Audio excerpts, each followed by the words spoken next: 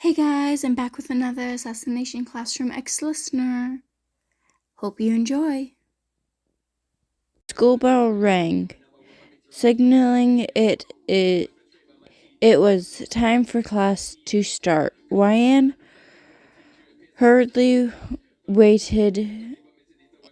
wanted to be here during the events of previous days, due to the events of previous days, but she still had a mission to complete.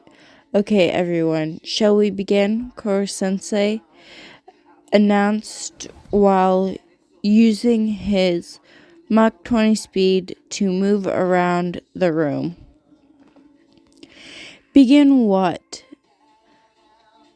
Monitor time has rolled around.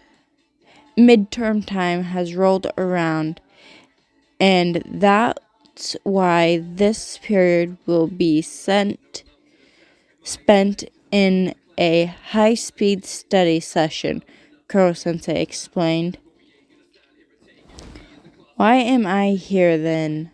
Ryan asked while glaring up at the headboard on her head that read English on it. Headband on her head that read English on it. Because, Ryan Chen, there's nothing I can teach you that you don't already know, Koro-sensei said, while he continued to move around at Mach 20. My clones can work with you one-on-one to drill you on each of your worst subjects, and Ryan Chen will help with the English. You can move at Mach 20? Why do I need to help? She snapped, then sighed.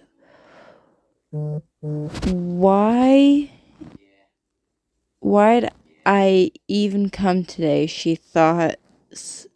Suddenly, Koro-sensei face got deformed. No sneak assassination. If you please, Karma-kun, he yelled, and Ryan Chen couldn't help but smile a little during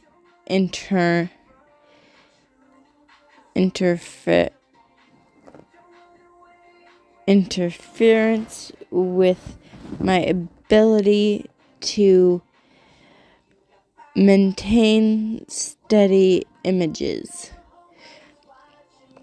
After class today, Ryan had to stay behind and help clean up, much to her dismay, but it kept Karma from following her around. She should do it. Once they were done, Ryan and Nagisa collected their belongings and began walking out of the old campus until they heard talking in the teacher's lounge. Ryan and Nagisa peeked inside to Koro-sensei and the principal talking. This was the first time Ryan's seen the principal in person. He had a cold look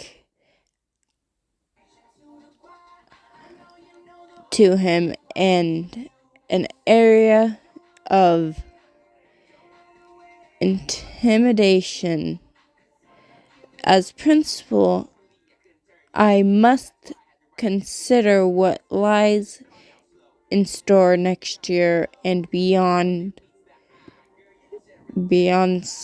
should the East server Earth server survey.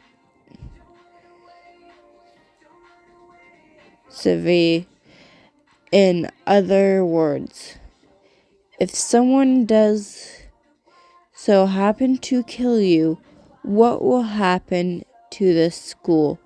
Frankly, I need 3E class to remain as it is, Principal Asino said, and Ryan glared through the small opening of the door.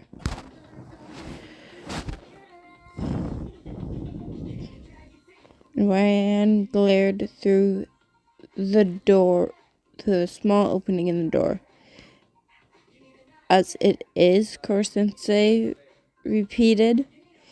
You mean with rock bottom grades and treatments like now?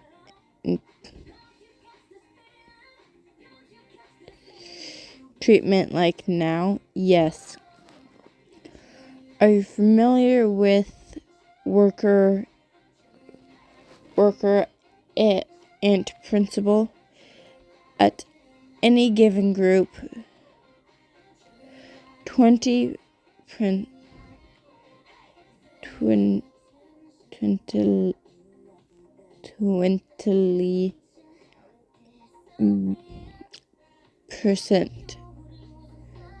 will be lazy.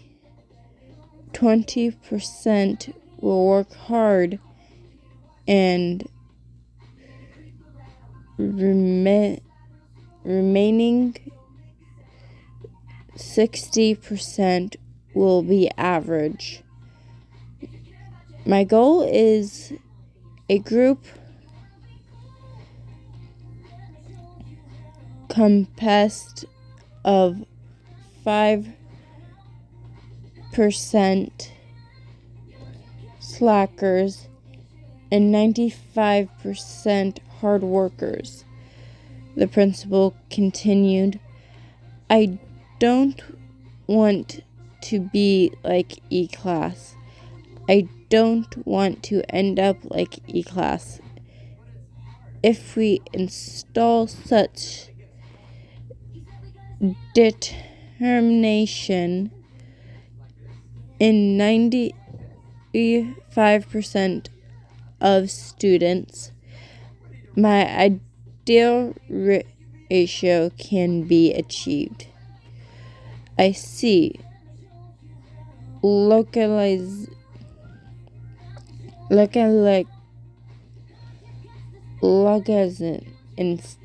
Indeed, Core-sensei said, and that's why you must keep the 5% that from E-class weak and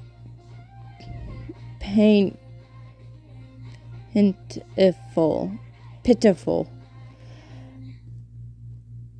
I received a complaint from a D-class teacher today. A boy and girl from E-class glared at 2 of my students and threatened to kill them. Ryan gave a deadpan look. That's not what happened at all, she thought. I'm sure it's only natural for an assassin to lick daggers at people. That in and on itself is not an issue.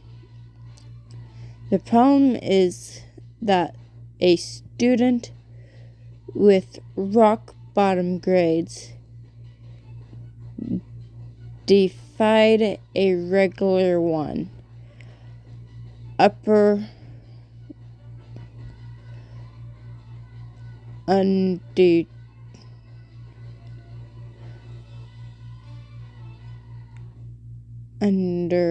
my policy that cannot stand," the principal said as he stood up from his place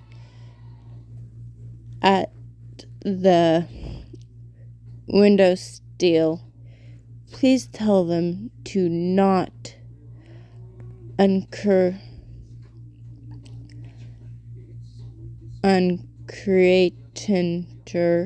terms to control themselves." He stopped walking. "Oh, and Koro-sensei, solve this. You have 1 second." The principal threw a mental puzzle at Koro-sensei, which freaked the alien out. Koro-sensei failed. "You are indeed as fast as they say. There's no doubt you can dodge any attempt on your life. But you know, Koro-sensei, you can't solve every problem that with speed alone. Now, if you'll excuse me." Nagisa and YN and Nagisa moved out of the way of the principal as he walked out of the teacher's lounge. Once he noticed them, the principal, Asano, gave them a fake smile. "Hey there, I look forward to seeing you both Looking forward to see how you both do on your midterms. Good luck," he said dryly, and walked away. Ryan stood there in awe. It was as if he said that he would hope they failed. Then her eyes narrowed, glaring daggers at the back of the principal's head. He was messing with her brain. She went from thinking of herself as an assassin to a pathetic middle schooler. The next day was very gloomy outside. YN was on edge. That dry good luck that the principal said to her played in her head over and over again like a broken record. She hated feeling pathetic. YN was ready to burn this whole school down. She slid the door open and walked into class. "Good morning, YN-chan." Keano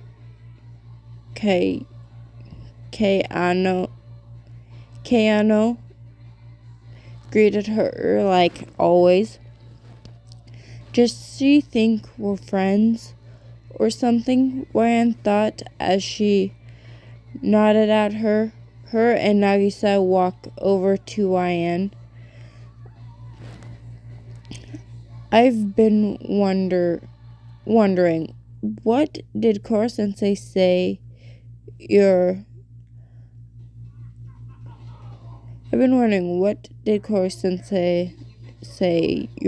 unteachable?" Keano asked. "I agree with the question," YN muttered while walking past them. "Aw, how cute. YN-chan has some new friends," Karma mocked, and YN glared at him. She then silently sat down. The silent treatment. "Wow," he said. "Come on, YN-chan. We're just curious about you."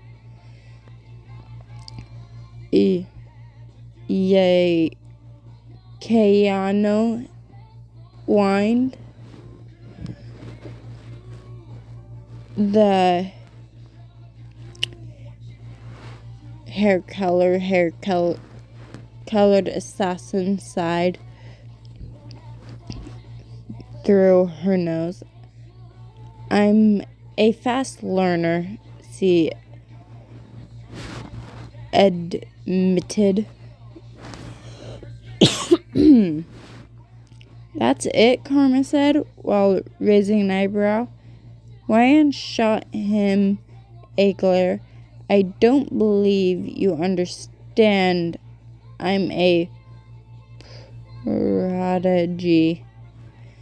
I was learning at a junior high level when I was 10. I recently completed my basics at a community college. Kayano and Nagisa looked at her in awe. Amazing, Kayano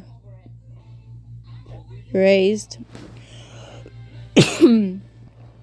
Not really, Ryan said, avoiding their gaze.